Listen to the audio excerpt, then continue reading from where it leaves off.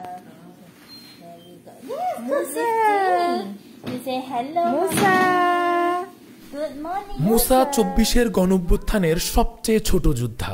সিঙ্গাপুরে চিকিৎসাধীন মুসা হাত পা নাড়ছে, চোখ খুলছে, বসতে পারছে। একটি বুলেট এসে তার দাদির পেটের এক পাশ দিয়ে ঢুকে অন্য পাশ দিয়ে বের হয়ে মুসার মাথায় লেগেছিল। দাদি স্পট ডেড হলেও এখনও মৃত্যুর সাথে পাঞ্জা লড়ে বেঁচে আছে মুসা। এখনও তার বেঁচে থাকাটা এক অলৌকিক ঘটনা। সিঙ্গাপুরে গিয়ে শুরুতেই করোনা পজিটিভ ধরা পড়েছিল।